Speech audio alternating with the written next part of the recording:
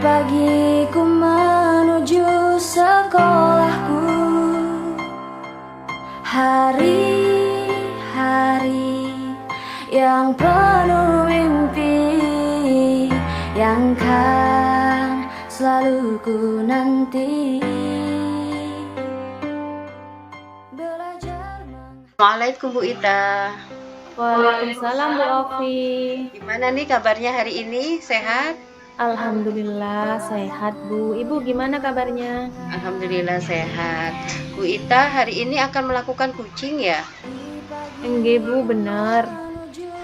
Saya sebagai observator untuk menilai apa yang Ibu lakukan kali ini, saya akan berpatokan pada rubrik penilaian, yaitu satu, ketika melakukan kucing harus sesuai dengan paradigma berpikir kucing, yaitu satu, kemitraan, dua, proses kreatif, tiga, memaksimalkan potensi. Dan ketika melakukan proses kucing, kita juga tetap harus sesuai dengan alur tirta Bu Ita, yaitu menentukan tujuan, dua, identifikasi masalah, tiga, rencana aksi, dan yang keempat, tanggung jawab. Serta bisa menjadi pendengar yang aktif, juga dapat memberi pertanyaan-pertanyaan yang berbobot nih buat kucing, dengan mendengarkan dengan rasa.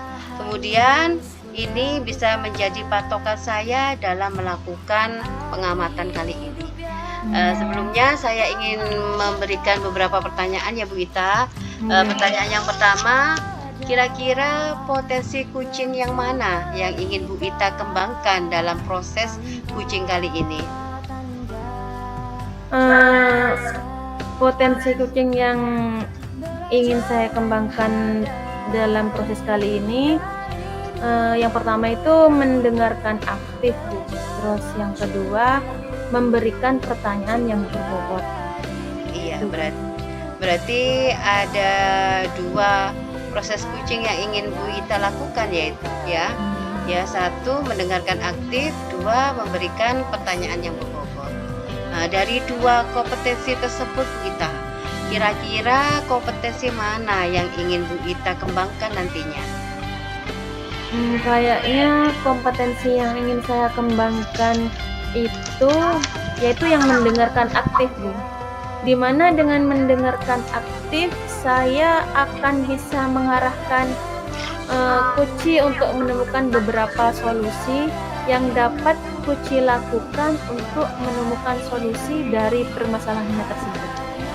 Iya, betul sekali Bu Ita. Ketika kita melakukan coaching, mendengarkan aktif ini memang sangat perlu kita lakukan untuk bisa menemukan solusi-solusi yang akan dilakukan oleh kucing dalam menyelesaikan masalahnya. Pertanyaan yang ketiga Bu Ita, kira-kira tolak ukur keberhasilan seperti apa yang ingin Bu Ita capai? Tolak ukur yang ingin saya capai itu, indikator keberhasilan yang ingin saya capai, yang pertama bahwa nanti saya dapat melakukan percakapan menggunakan alur tirta secara runtut Bu. Terus yang kedua, menggali ide-ide dari kucing itu sendiri agar beliau ini dapat menemukan solusi dari masalah yang sedang beliau hadapi. Seperti itu. Iya, berarti Bu Ita ini semoga hari ini dapat melaksanakan kucing dengan baik ya, bisa melakukan sesuai dengan alur tirta yang Ibu inginkan dan bisa menggali pertanyaan-pertanyaan yang dapat memunculkan solusi-solusi yang mungkin akan dilakukan ke depannya oleh kucing. Terima kasih Bu Ita, semoga kucing hari ini dapat berjalan dengan lancar. Sama-sama Bu. Selamat siang Bu Ita.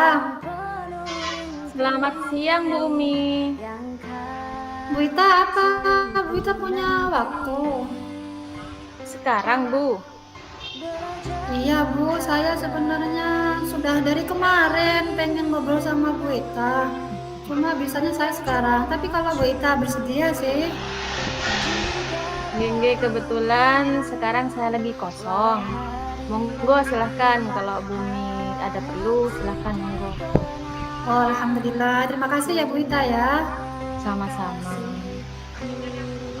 Saya Begini. lihat Oh ya, hari ini Bu Umi ini tidak seperti biasanya. Kenapa ya, Bu? Sepertinya ada sesuatu yang dipikirkan atau lagi ada masalah ya, Bu ya? Gak apa-apa, cerita aja. Mungkin saya bisa ngasih solusi, ngasih masukan gitu, Bu. Monggo silahkan.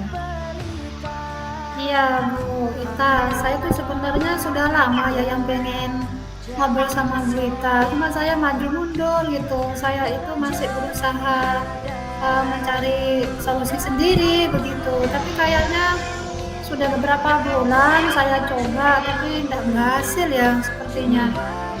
Anak-anak masih inilah belum sesuai dengan harapan saya. Begini, anak-anak itu satu kelas, saya kan sekitar 30 anak, sekitar 70%-nya yaitu 25 lah ya, 25 anak itu nilainya itu di bawah KKM gitu. Saya lihat rata-rata itu mereka itu memang hanya sedikit yang ini yang di bawah yang di atas KKM. Jadi saya itu perlu mengevaluasi diri ya, kira-kira saya ini yang mengajar sudah maksimal belum gitu. Kemudian anak-anak ini kok sulit memahami gitu dari materi yang saya ajarkan. Jadi saya itu pas bingung Bu Ita gitu, karena ini sudah lama sih seperti itu. Upaya sudah saya lakukan, cuma sepertinya tidak berhasil ya.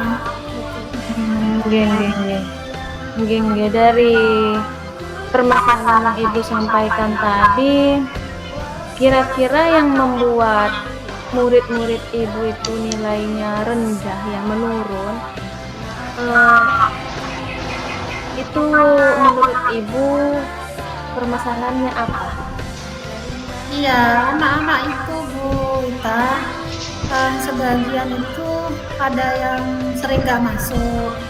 Jadi satu hari itu hampir tidak pernah lengkap 30 anak itu. Selalu ada saja yang tidak masuk, dan tidak masuknya itu juga tanpa keterangan gitu. Dia itu sering lupa gitu. Ketika saya cari informasi, anak-anak itu ya banyak yang nggak tahu gitu. Terus yang kedua, anak yang masuk di kelas itu juga malas sekali belajar. Ketika disuruh mengerjakan, suruh mendengarkan gitu, mereka itu sibuk sendiri gitu. Padahal sudah saya kasih perhatian, sudah saya kasih tegur, sudah saya tungguin di sebelahnya gitu ya. Sudah saya kasih inilah beberapa kali treatment gitu. Cuma memang anak-anak belum ada kemajuan yang signifikan, masih males gitu.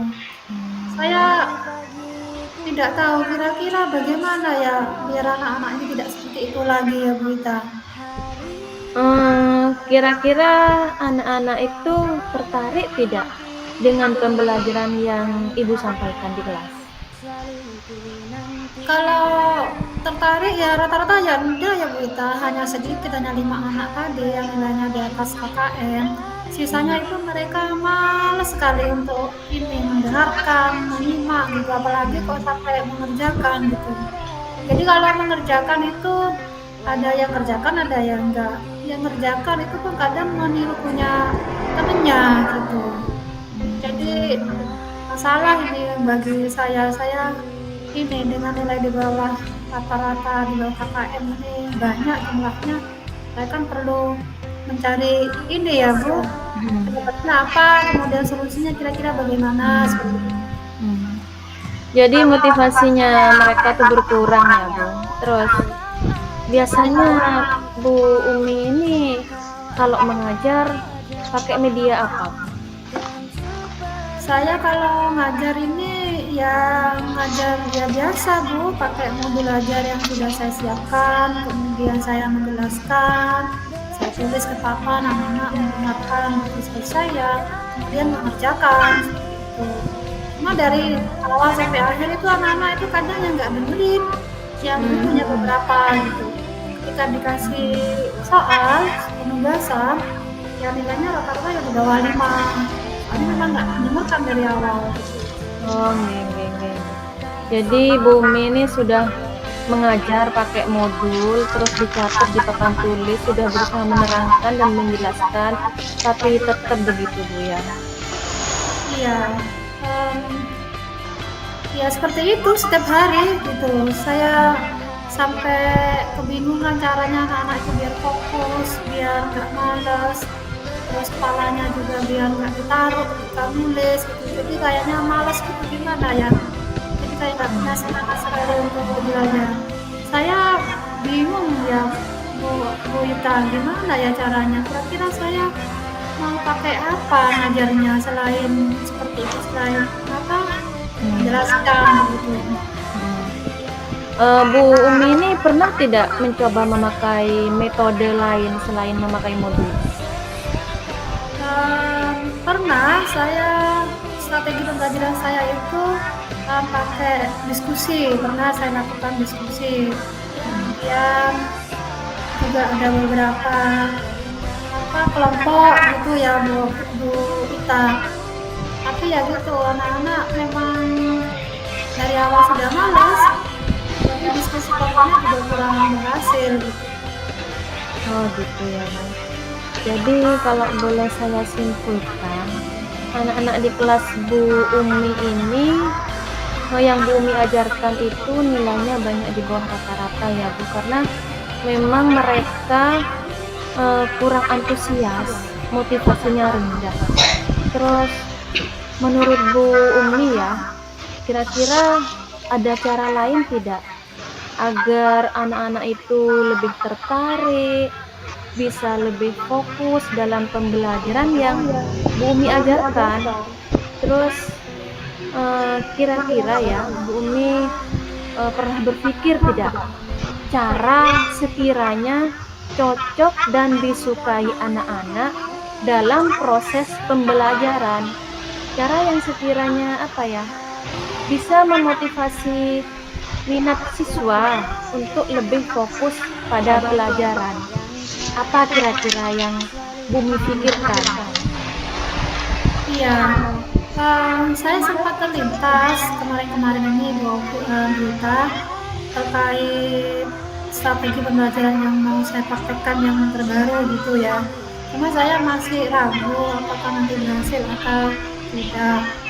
Tapi mau saya coba, saya mau menyusun strategi pembelajaran yang berdiferensiasi di situ. Entah bikin video yang sifatnya ada gambar, ada warna, ada gerakan gitu, sehingga anak-anak itu tertarik untuk menonton, tertarik untuk mendengarkan, tidak monoton seperti saya yang kemarin mengajar ngomong aja, sehingga anak-anak itu bosan ya dengerin saya gitu. Jadi saya rencananya ya ini mau bikin video PPT yang berwarna-warni gitu. Kebetulan di sekolah itu ada proyektor, jadi saya bisa pakai proyektor itu untuk pembelajaran saya di kelas gitu. Itu ide bagus Bu, bagus banget itu idenya sampean itu. Terus ada video tidak di pelajaran yang Ibu ajarkan? Kalau kemarin-kemarin belum ada, karena ini nanti saya coba pakai video. Saya mau cari di YouTube atau mungkin saya mau buat ya video pembelajaran yang menarik buat anak-anak. Memang menyita waktu sih menyiapkan semuanya, tapi saya harus meluangkan waktu untuk menyiapkan, sehingga anak-anak nanti nggak males lagi, nggak bosan, kayaknya bisa di atas KKM lah gitu. Kan saya juga malu sih berita kalau anak-anak itu nilainya di bawah KKM, berarti kan saya yang informasi mengajarkan gitu. Iya. Itu nanti bisa dicoba Bu. Terus ada hal lain tidak yang bisa Ibu lakukan? Iya, ini kan anak-anak ini tidak lepas dari HP ya, dari gadget gitu. Jadi saya mau misah dari HP, dari anak-anak ini kayaknya tidak mungkin. Mereka konsentrasinya itu ke HP terus. Jadi kayaknya gadget ini akan saya manfaatkan untuk media pembelajaran saja gitu. Jadi Jadi HP tidak jauh dari anak-anak, tapi yang dilihat berupa edukasi bagi anak-anak. Tapi bisa saya buat yang berbasis game mungkin biar menarik buat Iya benar. Mantap itu Bu, benar sekali, saya setuju sekali.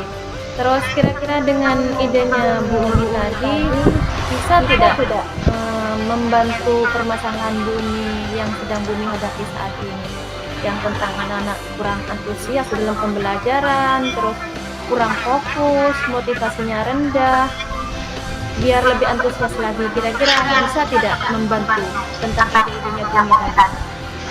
ya, ini saya rasa solusi yang belum pernah saya coba di kita, jadi saya kayaknya perlu mencoba.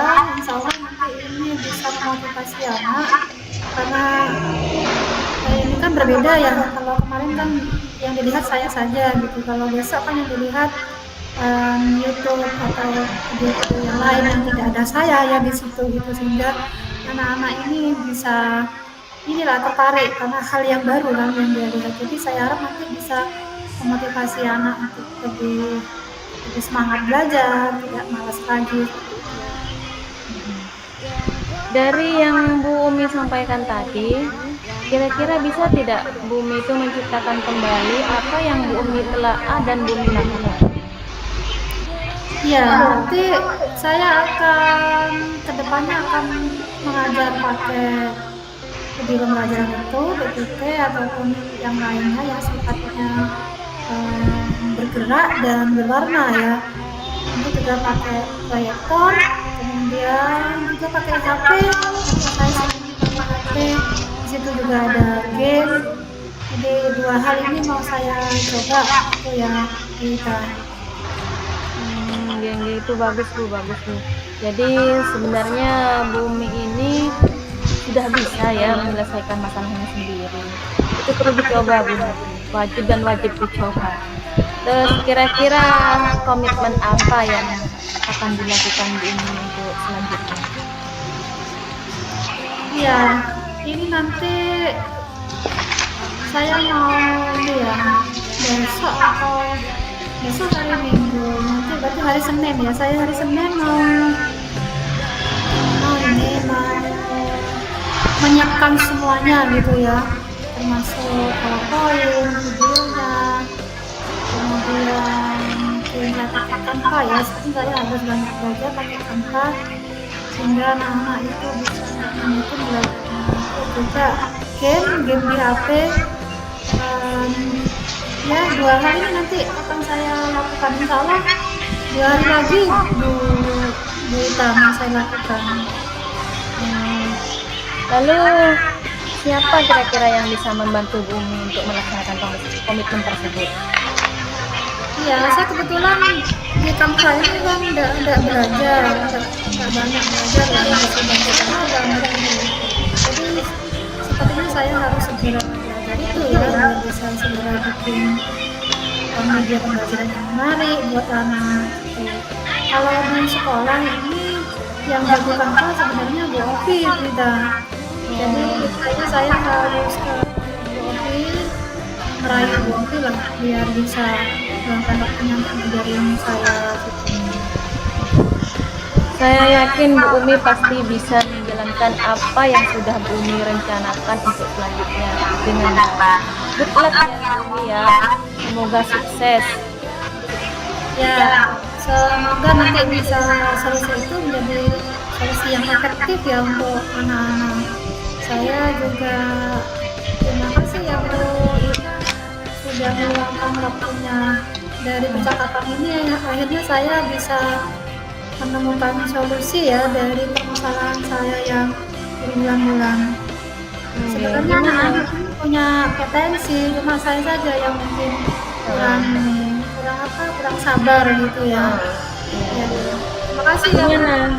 Gimana tuh apa perasaannya Bu Umi setelah bertemu dengan saya? Ya, saya lega ya. Terus yang kemarin macet gitu, solusi apa yang harus saya berikan ya gitu, saya masih bingung gitu. Tapi ternyata setelah ngobrol sama Bu Ita, saya menemukan beberapa solusi yang harus saya segera eksekusi ya. Jadi harapan nanti inilah berhasil gitu ya. Makasih ya Bu Ita ya. Sama-sama Bumi, ya alhamdulillah saya juga ikut senang Bumi bisa menyelesaikan masalahnya sendiri. Good luck ya Bumi ya, semangat, semoga sukses. Ya, terima kasih ya Bu Ita.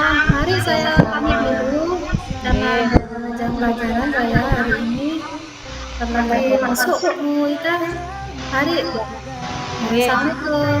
Waalaikumsalam warahmatullahi wabarakatuh.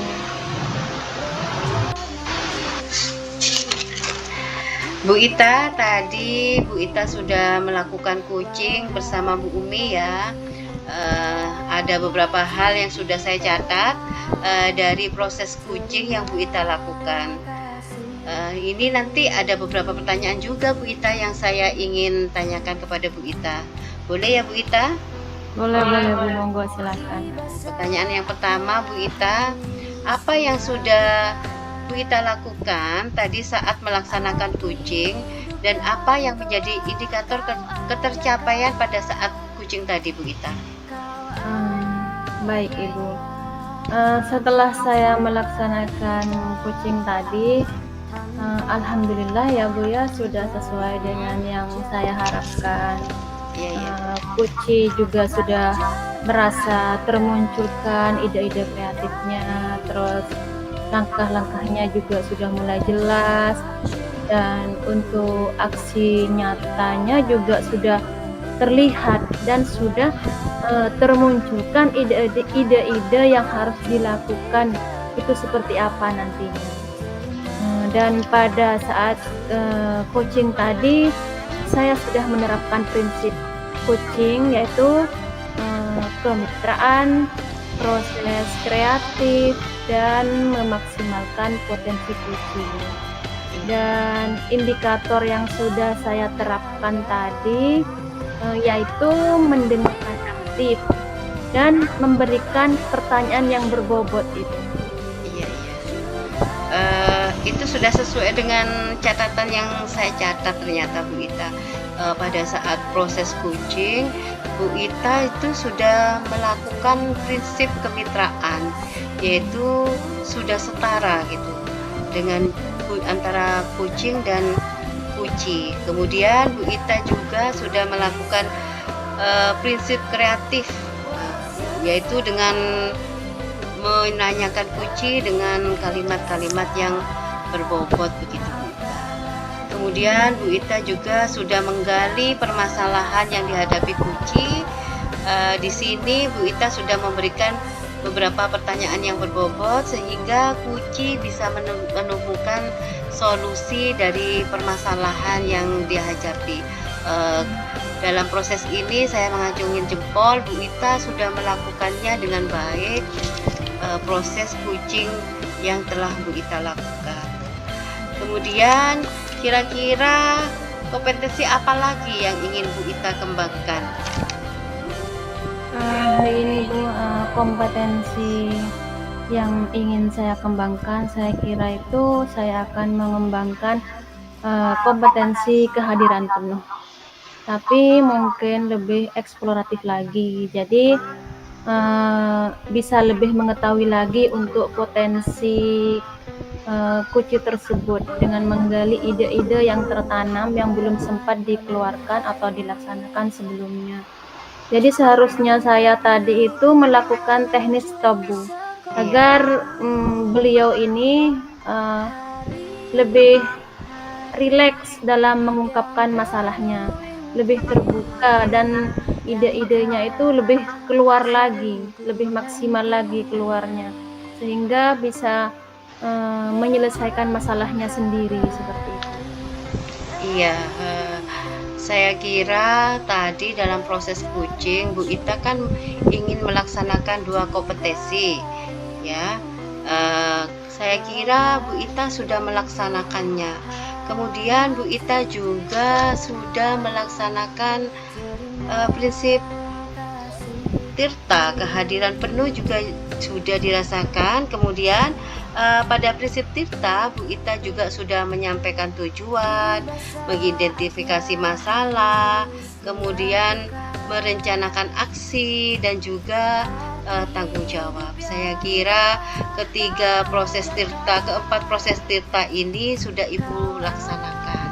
Kemudian Bu Ita juga sudah kehadiran penuh, memberikan pertanyaan-pertanyaan dengan rasa, sehingga pada saat melakukan coaching, Puji dapat menjawab pertanyaan-pertanyaan Bu Ita dengan lebih leluasa gitu, karena adanya kehadiran penuh dari Bu Ita. Hal ini saya kira menjadi tolak ukur kesuksesan dalam melaksanakan coaching pada hari ini. Dan saya juga mengapresiasi kepada Bu Ita karena pada proses coaching kali ini Bu Ita sudah melaksanakan kompetensi yang Bu Ita ingin sampaikan kepada Puji dengan baik. Terima kasih ya Bu Ita. Selama pengamatan kali ini ada beberapa hal yang sudah saya catat dan ada beberapa hal yang sudah Ibu lakukan dengan baik. Terima kasih ya Bu Ita. Bertemu. Semoga kedepannya Bu Ita makin baik dalam melakukan coaching. Mungkin perlu latihan lagi ya Bu Ita. Siap, perlu latihan memang. Perlu banyak latihan untuk menyelesaikan masalah-masalah yang lainnya juga Bu ya. Karena ini tidak hanya satu masalah saja ya Bu ya. Iya, tapi dalam coaching kali ini saya kira sudah cukup bagus karena alur ceritanya juga sudah berjalan begitu lancar, maksudnya mengalir gitu Bu Ita, sehingga sudah terarah sehingga percakapan yang Bu Ita lakukan dengan Puji bisa menghasilkan solusi-solusi yang lebih baik. Terima kasih ya Bu Ita. Ya Bu, sama-sama. Semoga kita bertemu pada pertemuan-pertemuan berikutnya. Insyaallah. Assalamualaikum. Waalaikumsalam.